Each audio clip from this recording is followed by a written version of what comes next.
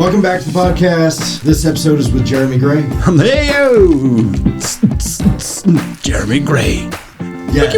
Wiki. How do I sound? Dude, you always sound good. Dude, does my voice sound sexy? Always. I like it first thing in the morning. Sometimes when I record, like if I have to record a commercial, end of the day, I'm like, first thing in the morning, like, hey, and it's just like crisp and like it's like whiskey and honey, dude. Dude, I read your text in your voice.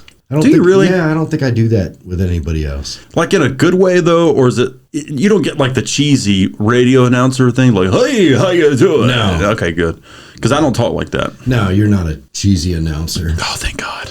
Some people do that, man.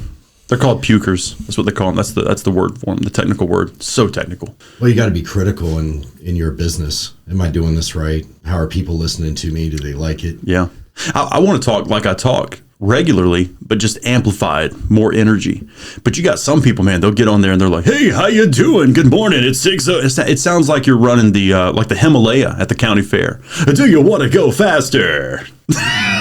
Do they go to school for that? I mean, I know there's For the Himalaya? There's communication classes and speaking classes in college, right? Yeah. I didn't go to college, so I don't know, but I assume there is. Yeah, I didn't go to those classes. You went to college? No, I went for like a week and then I withdrew. Smart. Yeah, I was like, what the hell am I doing? I was barely a C- student in high school. So why am I here? Yeah. So I don't know. Maybe that was a good thing for me. Any job I took on, I knew I needed to excel. And Dana's like, she's got a good sense of humor about this. Like I tell her, is like, I'm not that smart, but I'm good at other things. So that reminds me, remember Happy Gilmore when he was talking to Chubbs? He's like, you're smart. I'm not that smart. You're good at golf. I'm okay at golf. It's like the funniest thing ever. But no, I have nothing against college. I mean, if you're going to college to learn something that can really benefit you, obviously lawyer, doctor, engineer, all those things, dentist, you need to go to college. I think I knew my limitations. So when I went out in the workforce, I needed to find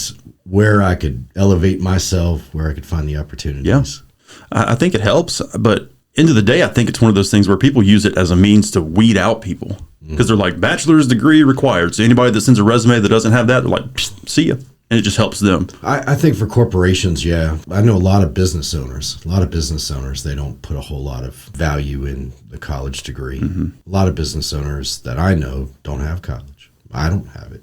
I don't think it's necessary, man. There's a lot of successful people that didn't go to college, a lot. Isn't it possible that you can be really logical and not very intelligent? Absolutely. Look at me. Like you could be really good in school, but then not logical at all. Yeah. I know people who went to college and got a great degree, and it's like, dude, they're dumber than a bag of hair. I'm just like, what are you talking about? It's that whole, you've got the book smarts, but you don't have the street smarts thing. Yeah. It's really irritating too. It's like, didn't you go to college? I don't know that an IQ test, like how do you gauge that then? I took one once and I did pretty good on it. Did you? Yeah. And I have a GED, dude. I don't even have like an actual legit, I have a good enough diploma. I'm doing fine.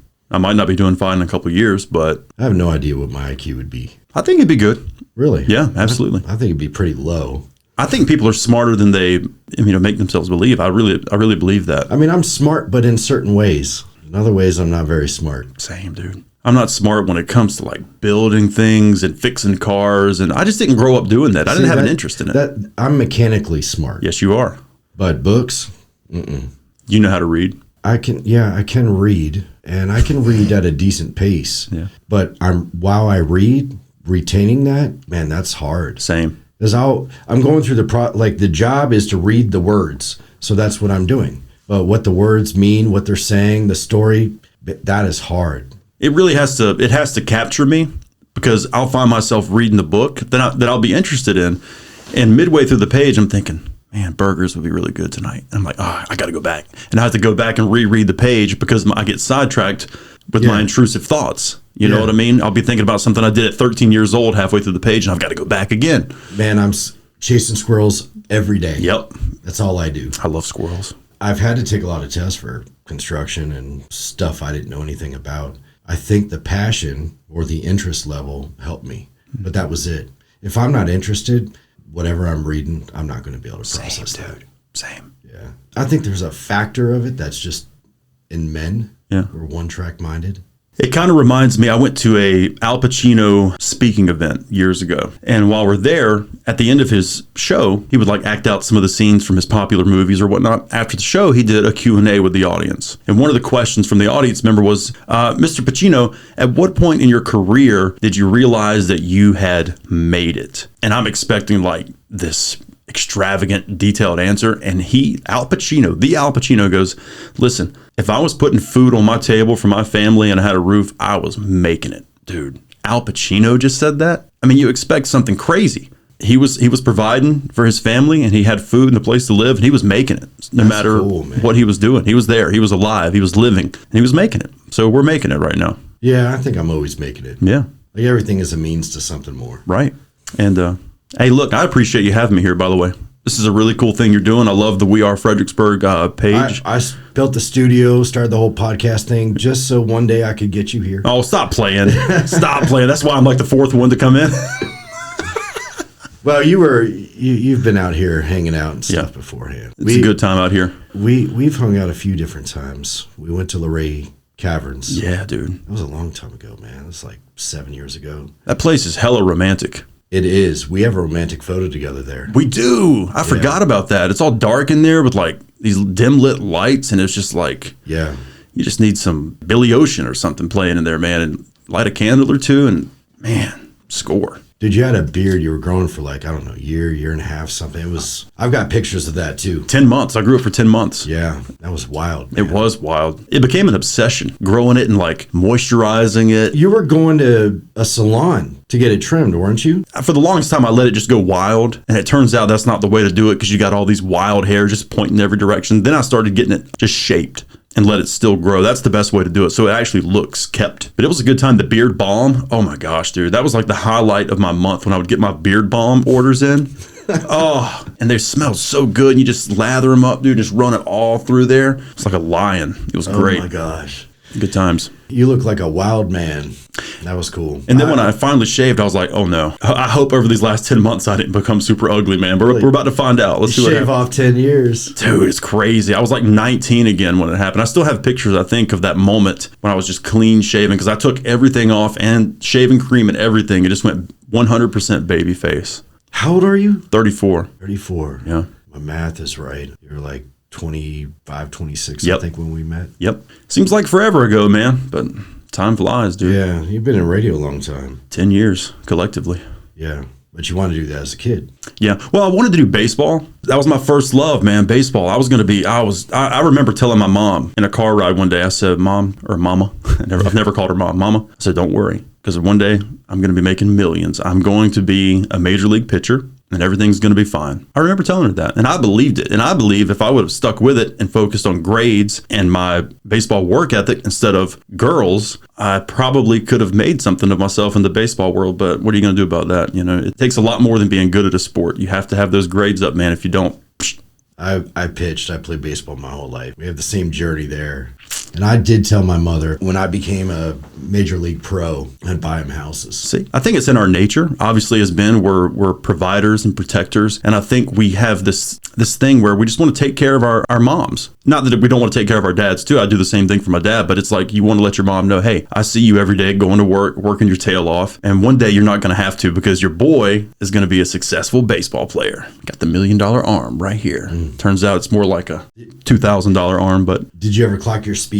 Not really. No. I think I was in the 70s. I don't think I ever got into the 80s. It's a good way to hurt yourself, trying to show off and see how fast you can throw. Oh, man, it screws up your shoulder, your elbow. Mm-hmm. Some of these kids are whipping it, though, dude. They are absolutely whipping it. Yeah, in high school, they're Yep. high 80s is mind-blowing.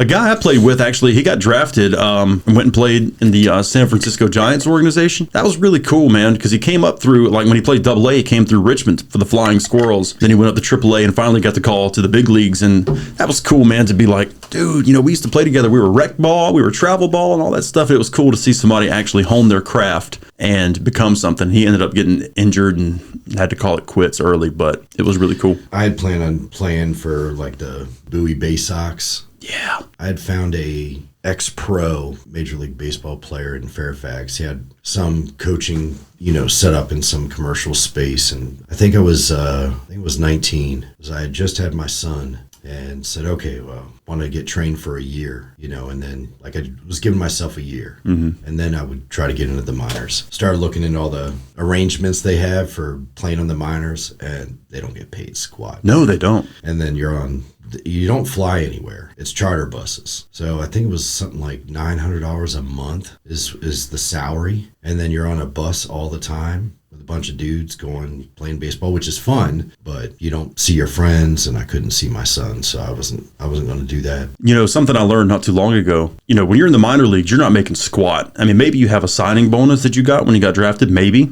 and you can save that, invest it, live off of it, whatever you want to do. But I found out when you get the call to the big leagues, you go from not making squat to making league minimum for Major League Baseball, which equates to about $3,000 per game. Per game. You can be up sitting on the bench and you're cashing a $3,000 check. So the guy I found that out from actually played. He has a YouTube channel. He's like, dude, I got to the majors and I got my first check after he was making like $2,200 a month in 2009 to play AAA baseball. And he said, I went from making $2,200 a month to making $2,000 per game.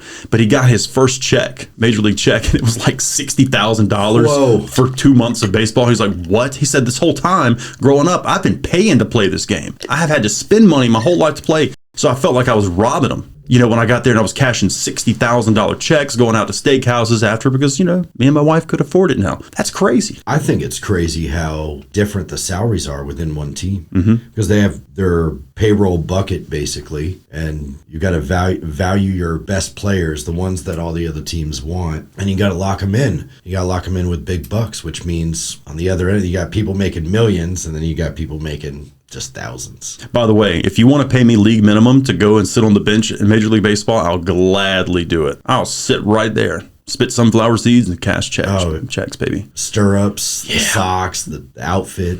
100%. That was always fun getting ready for games, putting on the uniform. They weren't the most comfortable tops. Nah. They were kind of itchy, but they were.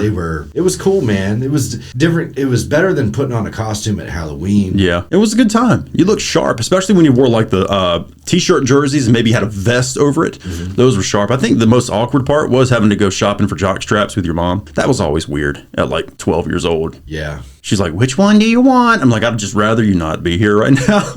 That's what I just, how about you go over there to the ladies section? I'll pick it up and I'll meet you at the register and They come in handy. Oh, you know what's funny? I played football in middle school. That's it. I did not wear a protective cup in football, but I wore one in baseball. Figure that out. Why? Well, as a pitcher, that ball hops up. Dude, quick, fast too. Yeah. And when it gets you, buddy, that's it. I wouldn't be worried about it in the outfield as much as the infield. But I played shortstop, center field, and pitcher. Those balls come in hot, dude. Yeah. Broke my nose with a baseball. I bet that felt good. It was before a game. I was warming up. It was up in Oakton, Nottoway Park, but that's where I played a lot of my games. But we were warming up on the side of the field. Another team was still playing. Somebody hit the ball. Someone yelled. I looked out in the field. Guy was throwing with it, already thrown the ball. Man, it hit me right in my nose. Broke my nose. Blood everywhere. I had to go down to the bathrooms, and I finally got it to stop bleeding, and I pitched the whole damn game. And there's not much you can do for that either, right? Just kind of like... Yeah. And then the next school day, picture day. What are the odds?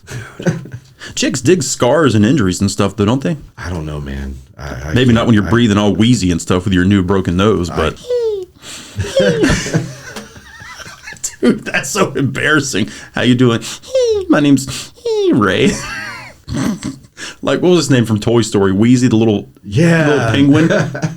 Golly, man. Yeah, that's unfortunate, dude. And that stuff hurts too, man. And you just have to, there's no crying in baseball. You just have to suck it up, man. What do they say? Rub some dirt on it, spit in the dirt, and keep going. So why didn't you do baseball? When did that stop? 14. Didn't make it very far. Girls? To be honest with you, girls did pick up around 14 or 15, hormones, but I got burnt out quick. You're talking about at 4 years old, buddy, I was chucking a ball, and then you got T-ball, and then another year of T-ball, and then coach pitch, and then kid pitch, and then, AAU. By the time I got to 14, I had been traveling around so much, and it became not just a spring and summer thing, it became a spring, summer, fall, winter thing. And you're traveling, Yeah. so it's taken away from time with your friends. Right. And, mom, dad, grandma, grandpa, they're footing the bill for these uniforms and the bat and the gloves and all this. And I just got tired, man. Just got burnt out. And honestly, I look back on it and I wish I wouldn't have. I wish I wouldn't have quit, because I feel like that set a bad precedent for the rest of my life. Not that I've quit a bunch of stuff, but I think there's a country song where he goes, I remember my dad saying, you quit that team, you'll be a quitter for the rest of your life. And that resonates now. Thankfully, I have not been a quitter in the past few years, but some days I look back and I go, man, what would have happened if I would have been like, hey, let's work on this, and let's also work on my grades, and let's see what happens. Because tall, thin, left-handed, southpaw, can chuck a ball pretty good. That's a hot commodity in baseball, man. I stopped looking back as much as I used to. I heard something, if you feel blessed today, it took everything that happened before today to get there. Whether it's bad or good, if you didn't think it was... Like, if you had a regret, it's really not a regret if you feel blessed today. How could that not be a blessing? It molded you, right? I mean, it got you to where you are now. It was imperative to your growth, I guess. And I think we can all relate to that. That's a great point, because it's like, man, you get fired from a job. You go through a bad breakup. I think we've all been there. You look back on it and like, whatever. And those were the best times for me. The breakups? They were the worst times, but they created the best times. I mean, this is why people change their lives, right? Something shocks them, and then they do this major change in their life. But it takes something significant to like shake them up and get them to think that way. Well, nobody goes through life without some kind of turmoil, some kind of chaos. Yeah. If everything is handed to you on a silver platter, you're not going to have a really good story to tell. And actually, Dana and I were talking before we started, we were talking about Elvis, and we all know what happened to Elvis. I mean, he came up, and in the 70s, he's the biggest thing on earth. He's huge. He was the first one to do that broadcast to like 1 billion people across the planet. But they told Elvis back in the day when he auditioned for the Grand Ole Opry. At the time, he was driving a truck in Memphis. He auditioned, and they told him to go back to Memphis and keep driving that truck because he wasn't going to make it. Told freaking Elvis Presley that, dude. Imagine the crow that guy ate. Elvis Presley? Growing up poor and being told to go back home and keep driving your truck because you're not going to make it as a musician, and then to become Elvis Presley, Elvis the Pelvis. That's wild to me, man. I love those stories too. I love it. I love the naysayer stories. You can name all kinds of people who've done that stuff, man. I can remember people saying things to me, and I remember how I felt, and I remember thinking, I'm going to do it anyway. Mm-hmm. And it worked out. It's crazy. People don't believe in you, and then they want to join you later. Yep. When you get successful, people come calling.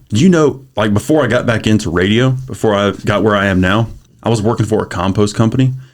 And it's amazing, and it shouldn't be this way, because for me, I don't care what you do for work. I care about your morals and I care about your values. I don't care if you're a cashier or a rocket scientist. I don't care. You know what I mean? I've met a lot of people that make really good money who are just trash. But I was working for a compost company, swing and a miss with the women, dude. Every single time. Swing and a miss. Because they're like, what do you do for work? I'm like, crap. That was the catalyst. Here we go. I'm like, well, actually, I work for a compost company. And they're like, so you pick up, crap every day. I'm like, well, actually, the compost is not crap. It's actually food scraps. And you can, reuse it and plant it, with your flowers and stuff. But no, man, swing and a miss. And then you get back into radio. Not that radio's glamorous by any means. It's not. But you become successful. You get your own radio show. And people slowly start trickling. I always knew you could do it. Oh, you're so... And it's like, nah. If you didn't want me then... Why is it so important? Why is achievement, success, why is that so important to people? I think people like to be associated with it. Reality TV hit big because of that. But they were putting people on that had these adventure lifestyles or something unique or a lot of money. Yeah. Or they knew people. They were involved in groups. It always fascinated me why people are so attracted to that. I think it all comes down to money. Think about like Pauly D. Mm-hmm. What did he bring to the table? Nothing against him, but I mean, it was like he's on a reality show. Next thing you know, he's a public figure because he's on this TV show and you're paying him $25,000 to come DJ your pool party or something. Why? Because he was on TV. So cocky or confident, which are different. Yeah. Money, power, position, fame, clout, all that stuff they feel like they can get. I'm going to be the same dude, whether I'm working at the waste industries or if I'm the host of Wheel of Fortune You know, if I'm an actor, you get what you get with me, and you don't get much. You just get me. So just a goob, man. But it is funny how fame and television and a little bit of money changes people, man. Crazy. Yeah. I'm hoping it never changes me. Not for the bad. Like, I'm consistent. Like, if somebody treats me like shit, I'm not going to treat them like shit. I'm just going to move somewhere else. Right. Just, disassociate? Would that be the word? Just kind of... I take my energy somewhere else. That's the way I look at it. Because you're wasting it at that point. If I don't like your energy, I take mine somewhere else. Yeah. I don't need to say anything to you. It's, like, pointless. I've been through that lately, too. I'm sure you have. I mean, especially in your position. You deal with a lot of people. Yeah, but life's beat me up quite a bit over the years. And you learn this shit. It's like, I'm not going to spend the time doing that because it doesn't get me anywhere. It's a waste of energy. It is, man. I would just rather not hang out with you. And I don't want to throw shade at you. I don't want to criticize you. I don't want to put you down. I still wish people well. Their issues are their issues that have nothing to do with me. So, amen. I don't wish anybody harm, anything. We all are struggling in one way or the other. Right. I think a lot of that comes with age, too. Age and wisdom, that whole wisdom thing. It does not go away with achievement, money, who you hang out with. All that stuff will follow you wherever you go if you're not watching over yourself, staying healthy. Yeah, it's kind of like nobody ever comes up to me and goes, "Hey, man, how much money do you have in the bank?" Nobody ever asks me that.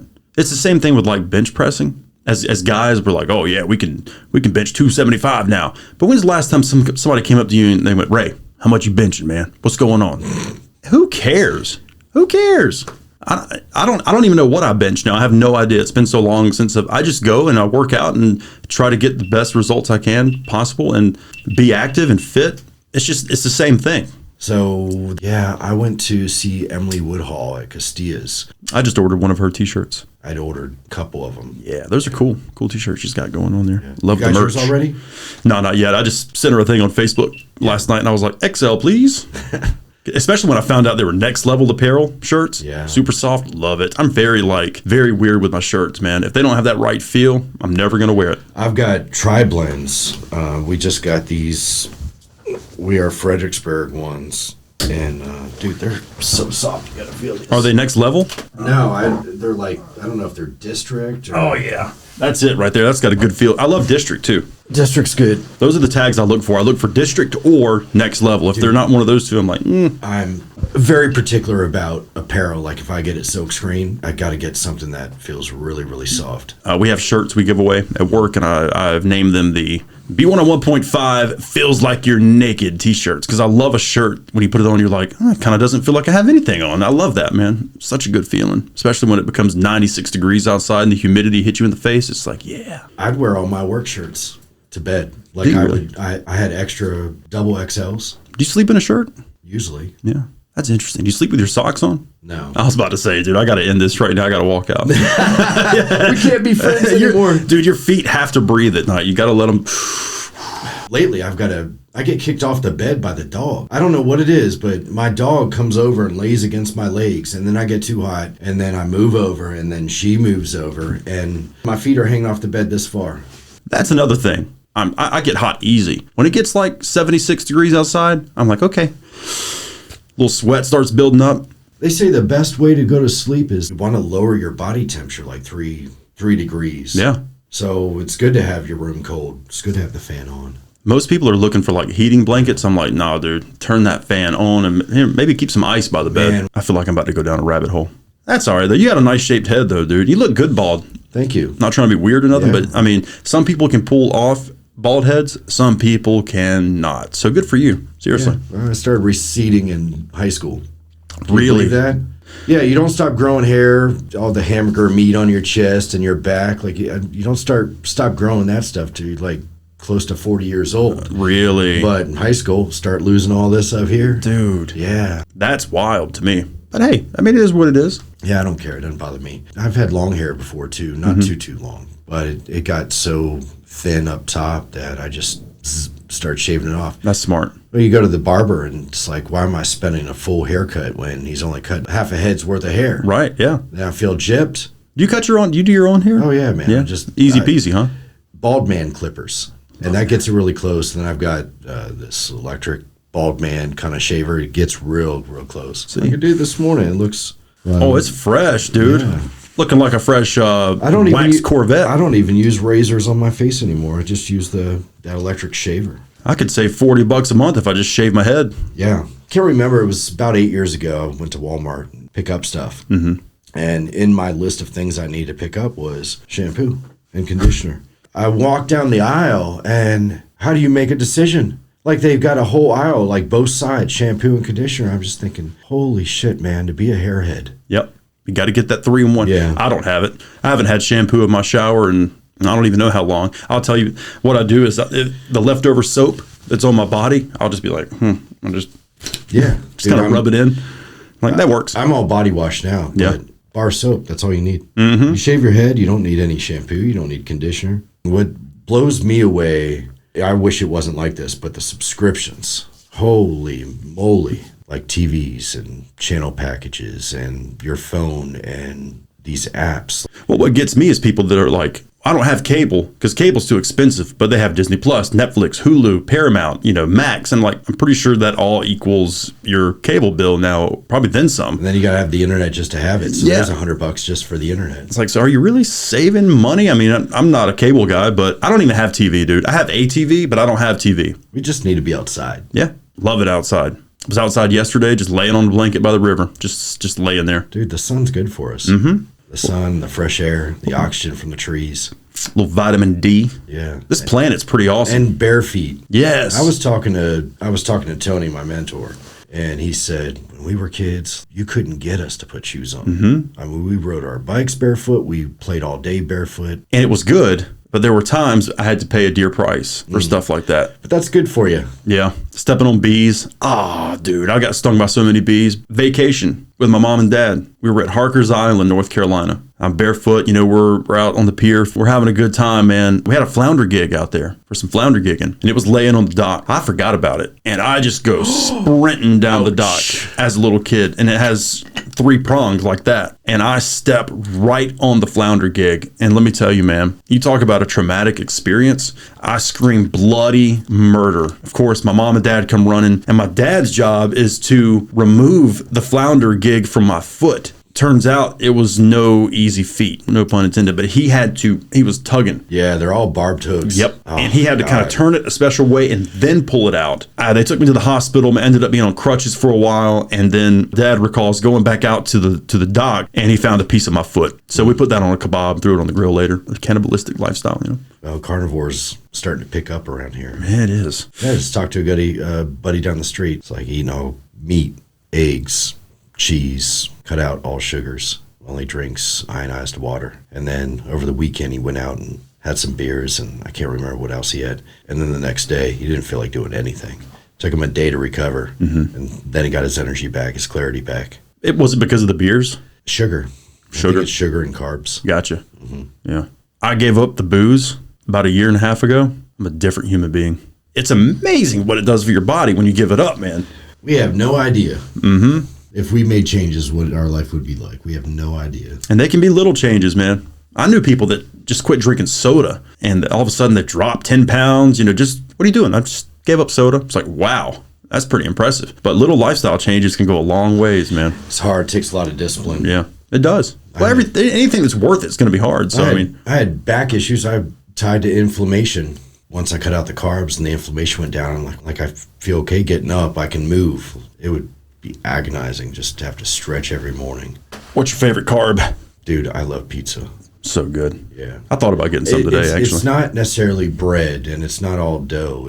I think it's the combination of the carb, the protein, and the fat of cheese. But I grew up every day, every Sunday, having pizza. Every Sunday night. My whole life, my whole childhood. Real Italian pizza, New York style. I'm so thankful for the Greeks and Italians, the ones that brought us this thing called pizza. They say in Italy, though, it's totally different. Like, you don't get the same effects. You don't get all tired and feel like crap. They say that about the wine in Italy too, and I just think they're making that up. I think they just want you to come to Italy and spend your dollars. I think this country is so greedy and money hungry that they're compromising our food and our health system, and I think it's different in other countries. That's all people talk about here, man, is money. How much money can I make? How can I do that? How can I do that? They got culture that we don't have. There's a lot of culture in the United States, don't get me wrong, but these other countries, there's like a dominant culture. Like they go home and spend a few hours in the middle of the day with family. Yeah. Like they have lunch with the family. I like that. Yeah. I really like that. Here, it's like, how much money can I make? How fast can I make it? And here's the thing. Now, don't get me wrong. I like having a little extra money in the bank. Who doesn't? I love money. You love money. Everybody loves money. I think people overvalue money and undervalue time, which is what is really important. Because you can say, hey, I want to make $20 million. Okay, but what if you only have like 6 weeks left to live? We don't know that. We could die tomorrow, and we're out here trying to make $1. Acting like $20 million is really going to make that big of a difference. I mean, yeah, you can afford a different lifestyle, but brother, you were given opportunity to be alive on this unique planet. How are you going to spend your time? That's what's more important. Yeah, sure, I won't turn down $20 million, but guess what? $20 million gives you more time to spend with your family, with your friends. That's what it equals freedom. It's a means. Yeah. But it's not looked at as a means. You've got a lot of really wealthy people that just want to keep working, keep making more money, keep having more means, right? And then they overlook maybe family. I'm not saying everybody, but it's definitely a lot. And then you've got people that don't have that much money that are spending first before they even pay bills, and so they're just not spending the time with the family either. What is that saying? The only person that's going to remember how many hours you worked is your kids. Your boss isn't going to care, but your kid's going to remember. Daddy was working 80 hours a week. Yeah, daddy's got to provide. Yeah, my son remembers that. Yeah. I have mixed feelings about it.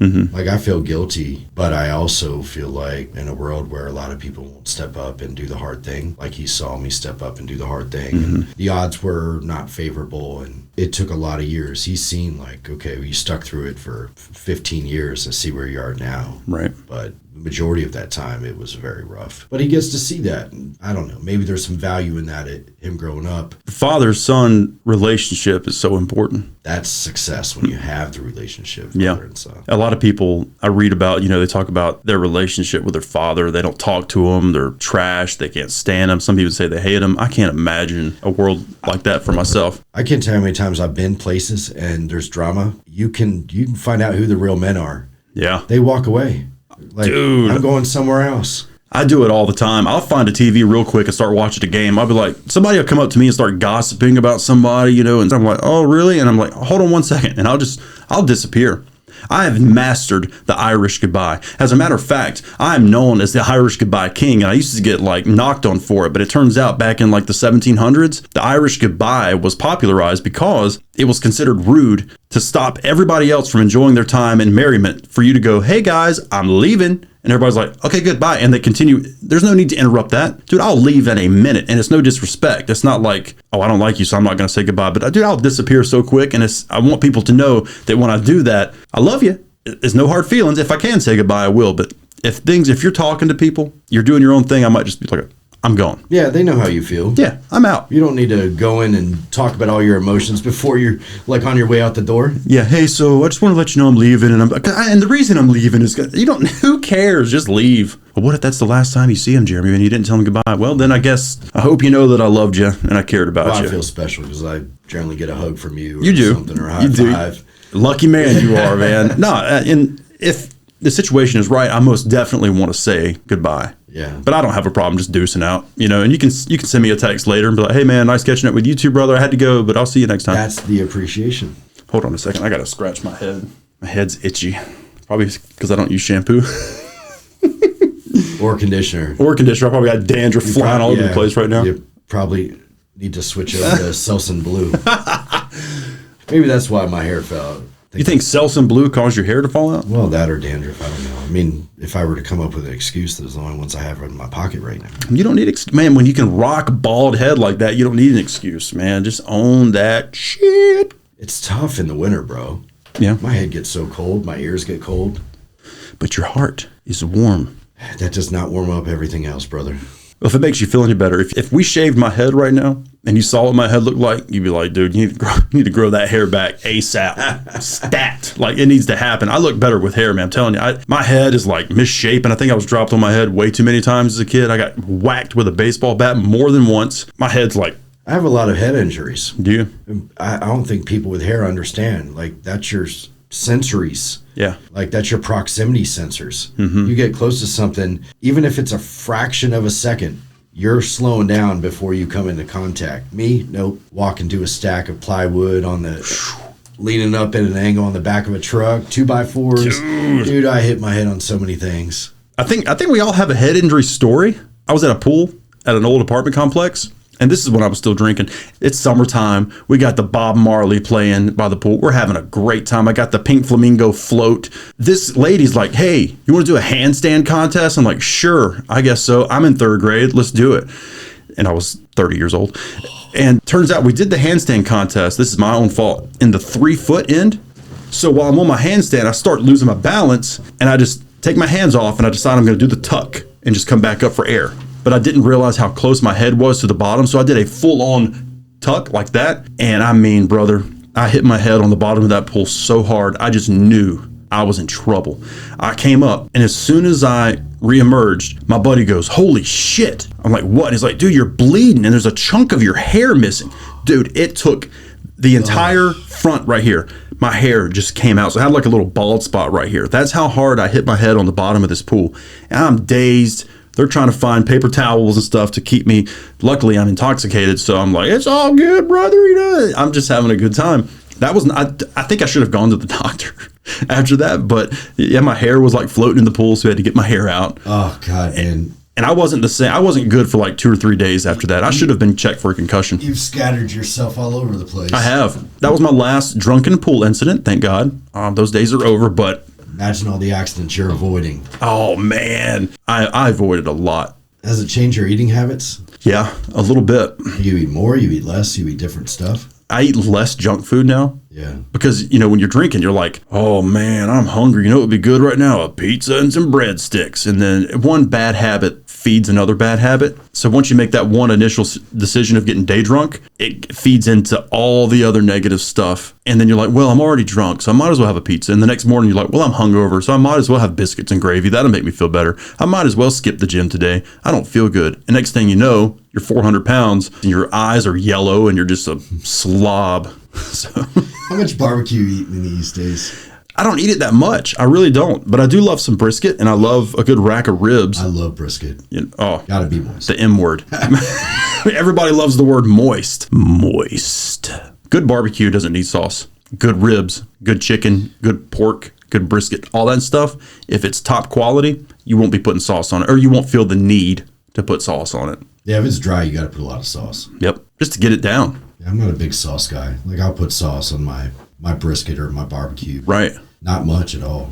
Sweet, hot, in between. I like brisket and sausages. Like, pulled pork is good, but at brisket's available, I'll take that in. Yeah, every single time. It's got that little pink smoke ring around it. You know you're in for a treat, man. Fred Nats, right? Oh, the Fred Nats. Yeah, Fred Nats opening night, man. Love baseball. Obviously, it was a good showing. I mean, it was a cold, windy night. It was more like high school football weather, but a lot of people showed up. I think at least somewhere around 4,000, somewhere in there. I saw a lot of pictures in my feed. Yeah, people were bundled up, man, and they sat through it. There were fireworks and all that stuff. So it was a good time, but it wasn't baseball weather by any means. No. I kind of feel like baseball season should start like in May. Yep, it was a good time, man. Love it. I got some plans to go up to maybe Baltimore this year and check out the Orioles. Camden Yards, never been, so I want to do that. Oh, man, that's a beautiful field. That's what I hear. There a couple dozen times.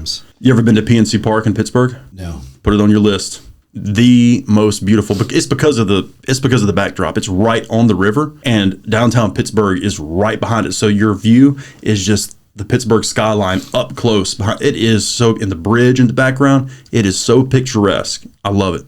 I want to go back so bad. PNC Park, Pittsburgh. Very cool. Good stuff. I think Camden Yards is my favorite that I've been to. I don't know that I've been to that many, but Camden Yards is my favorite. They've got all those buildings, so that's pretty cool. Yeah, like the warehouse in right field. Yep.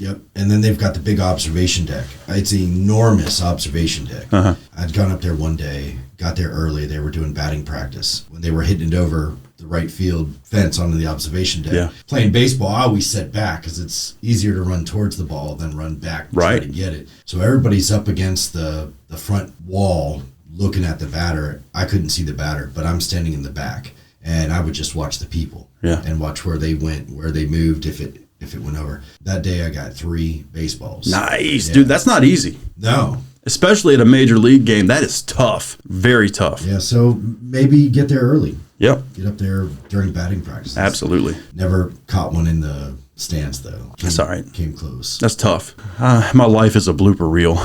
Wouldn't have it any other way, my man. Wouldn't have it any other way. But the audience doesn't get that all the time. Okay. Like, you're human just like the rest of us. We all have bad days. Oh, yeah. But you got to show up and perform. Mm-hmm.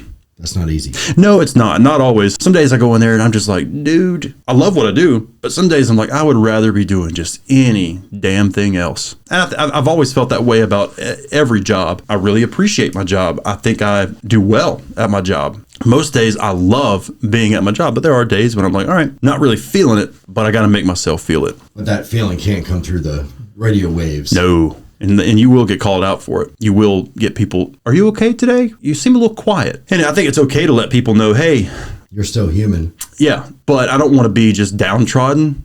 People don't want to hear that. They got enough negativity in their lives, just like me and you and everybody else. They got enough crap to deal with. They don't want to hear my crap. Dance, monkey, dance. Make me laugh, inform me, enlighten me. What do you do for content on those days? Content's interesting because some days I'll come in with an idea and we'll execute it and it'll go well. Some days I come in with nothing and a listener will spark something. Of course, I have a show prep website I can go to and get some ideas. Somebody will send a text in and be like, hey guys, what do you think about so-and-so? And I'll be like, that's actually a good question. And it'll be something just off the wall. And you'll be like, I don't know if people are going to latch onto this. And most of the time when you feel like people are not going to latch onto it, that's when they absolutely latch onto it. So I haven't depended on a listener for content, but the listener is the star of the show. I'm the host. So technically, I guess you could say I'm the star, but without listeners, you don't have jack squat. So putting the listener on a pedestal is what I aim to do. When you call in, you win something, I want to know about you. Where are you living at? What do you think about this?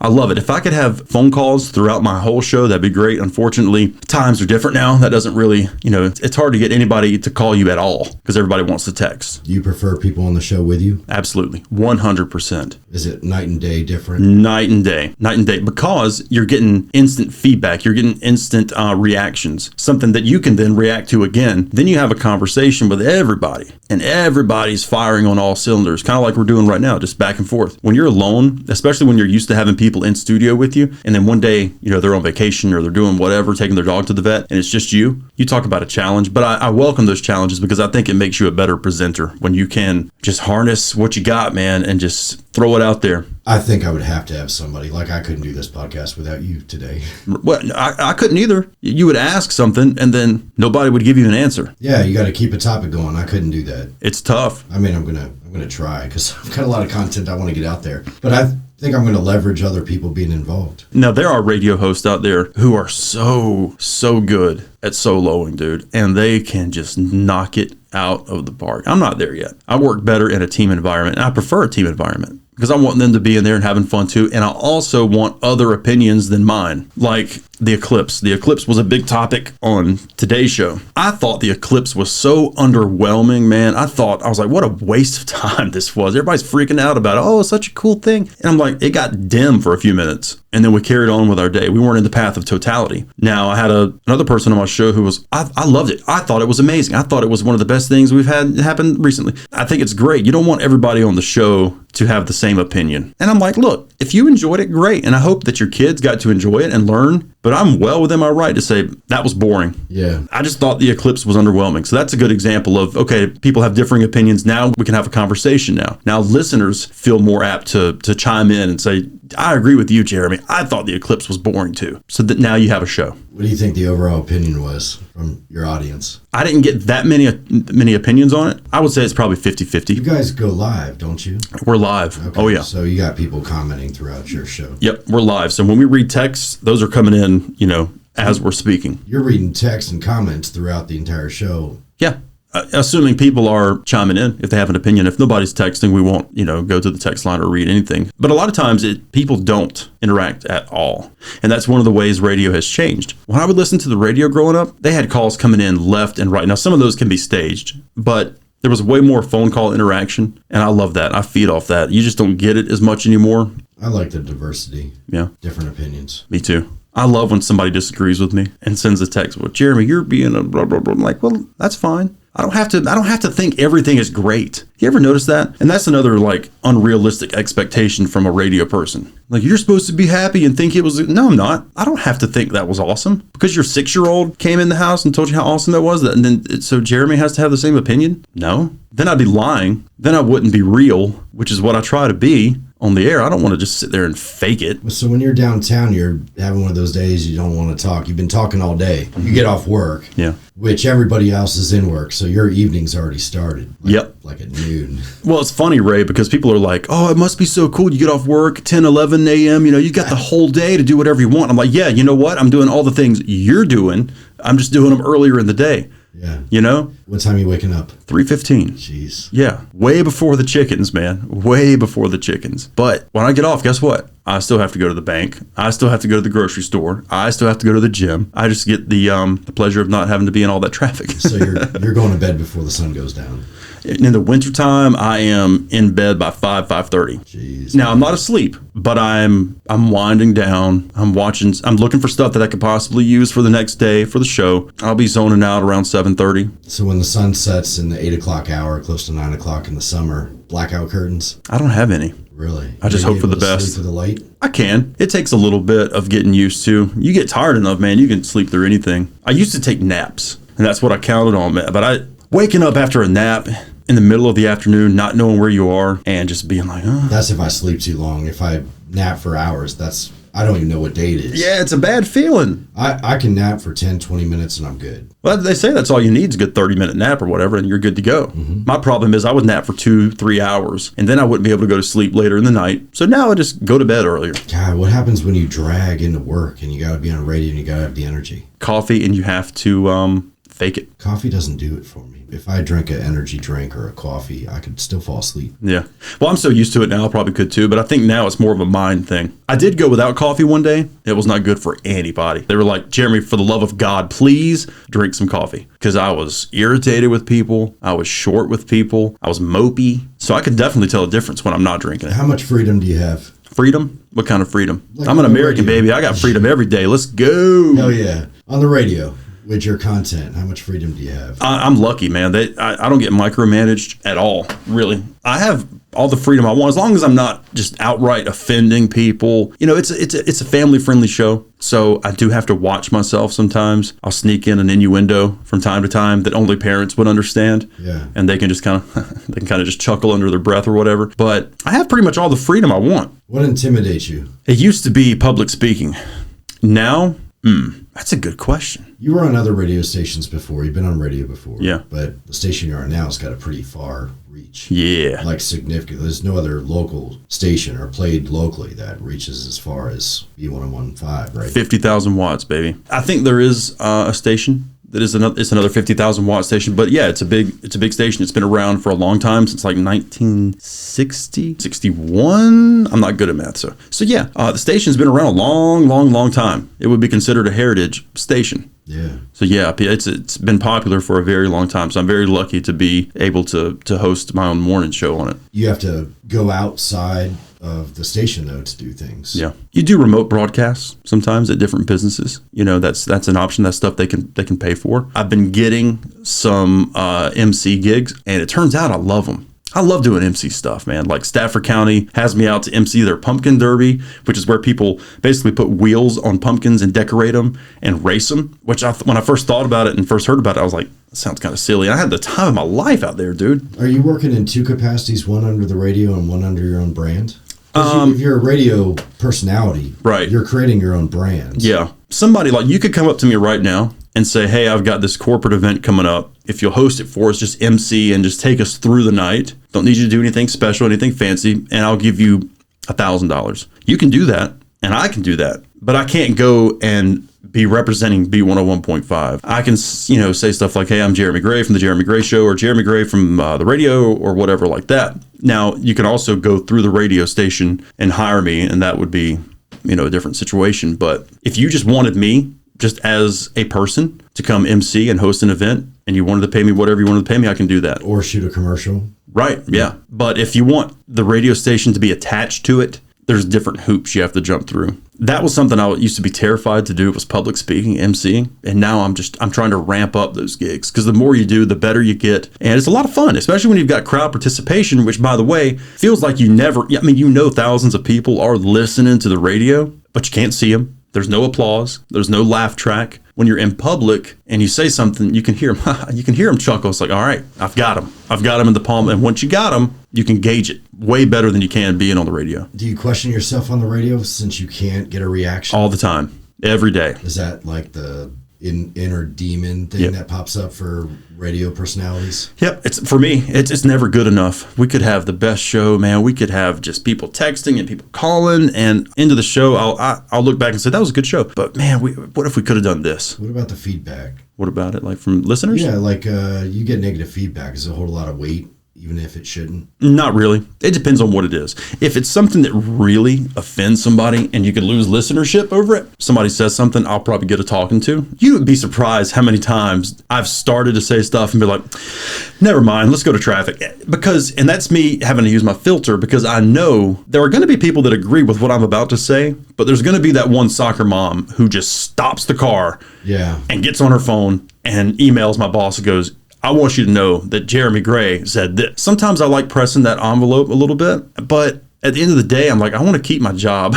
You know what I mean? I don't cuss on the show. Maybe a hell or damn somewhere along the way if it's relatable to a story or something like that. But for the most part, I want to keep it just clean, good fun. We have a lot of kids that listen on the way to school. And a lot of those kids look up to me, believe it or not. I don't want to be that guy. Like, I can totally be edgy, and I'm allowed to do that. On a podcast like this, I can say certain things that I wouldn't be able to say on the air because of the FCC and tender ears, if you will. Have you ever gotten fined? I've never gotten fined, no. I walk a tightrope, dude. Is there a lot to know about that to avoid getting fined? Listen, play the commercials, don't cuss, and have fun. Those are my main things. If I was on a different station, I don't even know if I would cuss that much on a station that would allow it. We had a guy getting some hot water when I first started. And guess who takes the fall for that? Me. Your show. My show. Even though I had nothing to do with it. And I think I kind of nervously laughed about whatever he said, not really knowing what to do. But if it's my show, I have to take responsibility for it. You know what I mean? And I will. I'll own it. And when I screwed up twice last week, and I owned it. I put us off the air. My fault. That's all me. You know, nobody wants dead air. That's like the worst. We were off for like 10 seconds, maybe. That's enough for people to change the channel. Maybe 20. Yeah. Doesn't take much. And everybody's conditioned now. If I don't like this, I'm just going to swipe. Yeah. And trust me, I knew I'd messed up because I heard my boss, Jeremy Gray. I heard him say something, and you know in radio when you're off the air because people will just be running down the hallway. Nobody runs in radio unless you're off the air. What happens on snow days? Oh, I used to love snow days, man. I don't love them anymore because I got to be there. Yeah, so you're not making angels. I'm making snow devils, dude, because I am just, it's kind of a pain. Do you have to record from home? No, you take your butt to work. Matter of fact, they have cots at the office. If it looks like it's going to be a very bad snowstorm, come in the night before, stay there. That way you're there. Yeah, pack a bag. Yep, pack a bag, because it didn't take long once I got into radio to realize there are no snow days. You get sick days if you're sick, but if it's bad weather, no sir. Get your ass to work. What do they do on sick days? It's all pre-recorded stuff? Somebody will fill in. Got a couple different people. There's the value of a co-host, right? Yeah.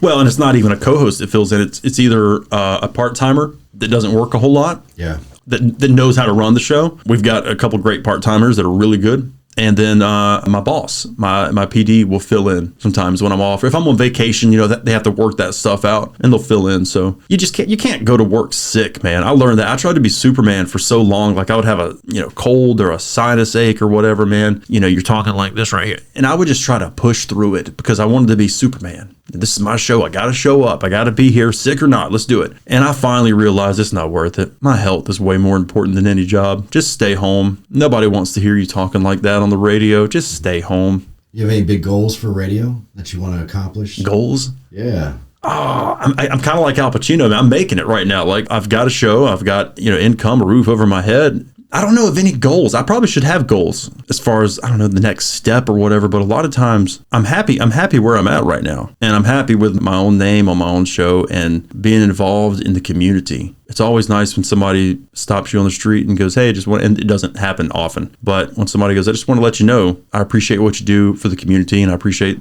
your show or whatever, that feels good. You're recognized anytime you go out in public, aren't you? It happens. Not all the time. It happens at like the worst moments sometimes, dude. Like you're at the doctor getting checked for hernias and they're like, turn your head and cough. And I'm like, aren't you the radio guy? I'm like, yeah, but it does happen. It used to happen more. It feels kind of awkward when people are like, oh, look, a local celebrity stopped by today. Because I don't think of myself as a local celebrity. I always call myself a local windbag, because I've always got an opinion and I'm always talking a lot and just saying random stuff and giving my opinions. But I get invited to do a lot of guest celebrity bartending things, and I'm like, you can scribble out the celebrity part. I'm just a radio guy, and there's nothing really. Nobody's chasing me down Caroline Street waiting to get a picture. Yeah, but to some people, having a picture with you is a big deal for them. It does. It happens. It happened not too long ago at one of Huntley's things, I was just outside kind of looking at the line and just looking down the street, seeing what was going on. And somebody was like, hey, man, can we get a selfie with you? And I was like, sure.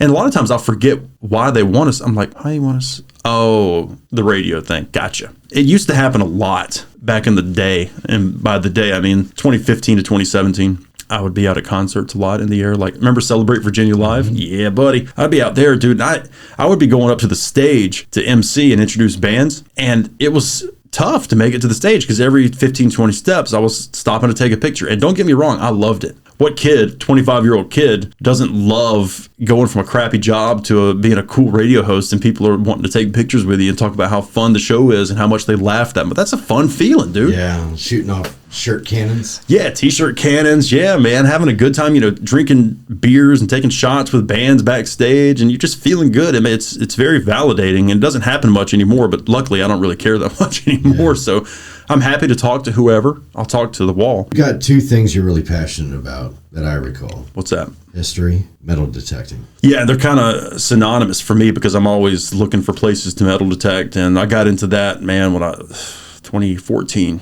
I love relic hunting, man. Civil War stuff, Revolutionary stuff. What's the coolest thing you found? I found an eagle breastplate, which is really cool. That was worn by the Union soldiers. It's about yay big, like that, and they wore it right here. And I found 2 Confederate infantry buttons back where I'm from in Raleigh. I found 2 of those back in 2014, and I was stoked. I was so happy, man. But I love it. I love digging stuff out of the dirt. And this is a hobby, by the way, that I thought was so stupid when I was younger. I'm like, look at these old dorks out here metal detecting. Now I've got 2 metal detectors in my car, and I'll go wherever I can, man. I love it. I love digging up that history and putting my hands on it and being like, this is the first time this has seen the light of day in 160 years. Now it's in my hand. Yeah, I love that. Tough to find places. It is, especially around here, man. You can't go on the battlefield. You can't go on government property and do that. It's a felony, right? Dude, yeah, absolutely. And I won't even drive through a battlefield without holding my breath and just looking straight ahead, 10 and 2. I'm like, I don't even want them to think I'm out here even thinking about metal detecting, man. But I do love it.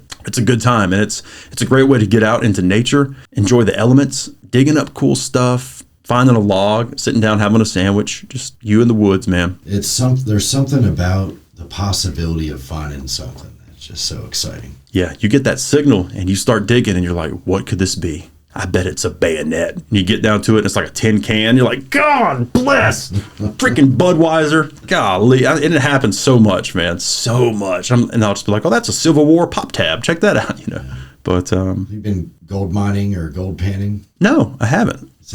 I've got an uncle that's found gold before metal detecting. I've never really found any precious metals. I found a couple silver quarters and dimes along the way. I would love to find more. You go out to the beaches? I've never been detecting on a beach, man.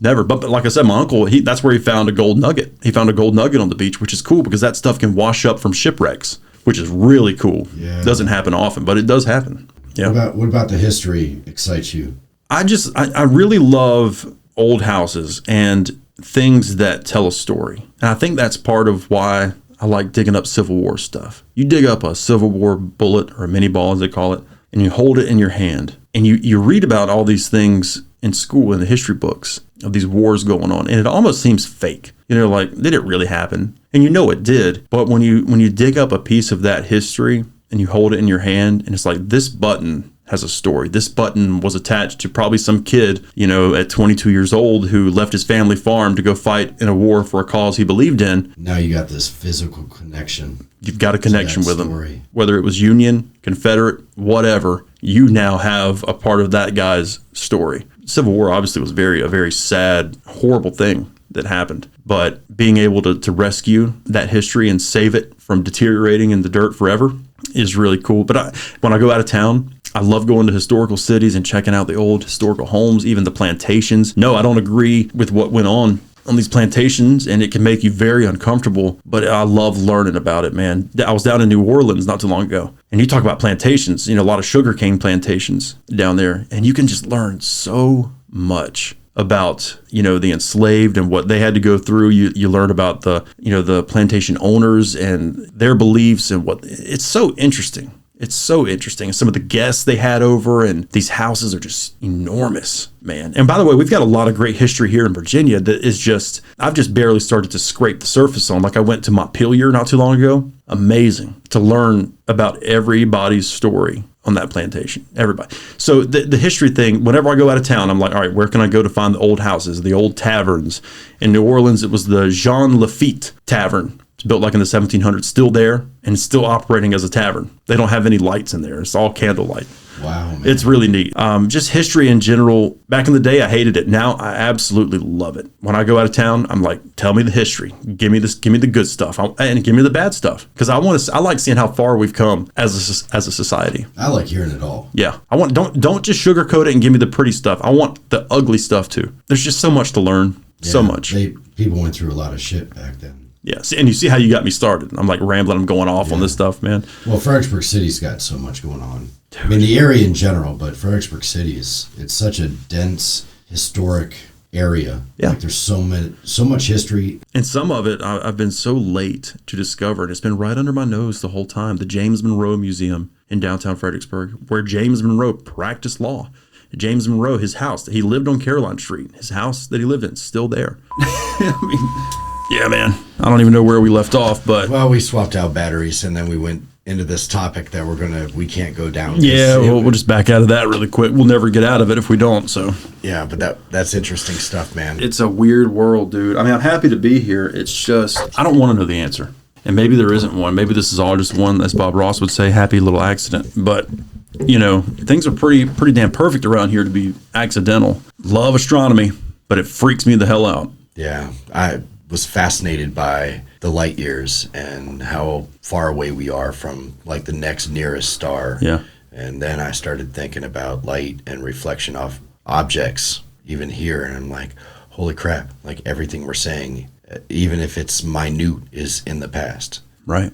And then everything we're feeling has to travel to our brain. We have to process it, maybe very fast, but then our whole life is not a current reality. So then what's the word reality? Everybody has their own definition. Does it even have a real value if everything, what we see, what we feel is some to a degree in the past? Like nothing's present. We can't process present. No. I will freak myself out once I talk about it or think about it too much. Call me later. Okay, yeah, dude, your phone will die because we'll be on the phone so long. But I think at the end of the day, I just think, dude, what a thrill and honor it is to just be here. We're all on this journey. Not everybody gets to experience it. I heard on some other podcast, your chances of being born are like 1 in 400 trillion. So just being here and being able to experience life, that's why, like, when I die, it's cliche to say, don't cry. You can cry because it's called mourning. It's natural, but it's good to know that, to die, you have to have lived. So what an honor to be part of the journey here on the round ball, man. So I'm just happy to be here, and I'm just going to try to make the most of it while I am here. So. I'm trying to really live, man. Yeah. I want to make the most of it. You got to. Well, when you're ready to go skydiving, let me know if you're really ready to live, baby. Let's jump out of a plane. Come on, I'll go with you. Now, I'll still be reluctant. I've done it once before, and I'll do it again. But every fiber of my being is going to say, don't you dare jump out of that plane. But I'll do it. If somebody wants to go, I'll do it. It's still up for debate. It's not an easy decision, dude, because it's not natural. No, I'm afraid of heights. I say that. I used to be. Yeah. I get on roofs and up ladders and on commercial buildings all the time, look over the edge, and it's not like it used to be. But I like being on the ground. Yeah, it's nice down here. I like it too. I'm not afraid of heights per se. I'm afraid of not being secure when I'm dealing with heights. So like in a plane, I'm fine. I'm encapsulated. I'm in a seatbelt. I got a cushy seat. I got a Pepsi Cola and a snack. I'm chilling. But you put me on a ladder and have to climb 30 feet in the air, dude. I am trembling. Because I know one slip, boom, I'm gone and probably dead. So that freaks me out. But I don't have a problem with heights. Just falling from heights probably. I'll have to say, Jeremy, out of all my friends, you're probably my favorite rabbit hole buddy. Because we always just go down these, and they're so fun. Go down these different topics. I can't help it. I can't either. And it's good to talk to somebody who understands a good rabbit hole. You know what I mean? Because I'll talk to some people and I'll go way in depth, and they're like, "Can you shut up?" We need to get you back on the podcast down the road and pick one topic and really deep dive into that. Yeah, I would love that, and I'm down. We'll need some suggestions. Let's do it, man. Yeah. I would love to rabbit hole with you, because it's just a lot of people just want to be in the right now. They don't want to think about certain things, and they just want to. I've got to go to the grocery store. Leave me alone. I've got to be at work. They want to focus on the here and now. Yeah, I want life changing. Yeah. Yeah. Me too. Give me a perspective and a topic, and let's deep dive. Yeah, freak me the hell out. Why don't you let's just do it? But well, brother, thanks for coming in, man. We always have a blast hanging out and seeing you, and thanks for promoting. We Are Fredericksburg wherever you can, and trying to do some good things in the community. And I think we are. We'll do some more good stuff in the future. Absolutely. I appreciate you having me here, man. And this is my first podcast pretty much ever. So this has been cool, man. It's been a blast, and looking forward to coming back sometime, man. So, and looking forward to seeing who else you have on here. So thanks, man. Thank you.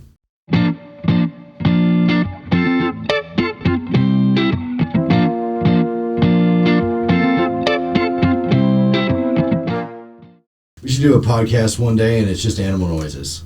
That's terrible. That was caw caw. Wait, here's my favorite. Come on, everybody, dude.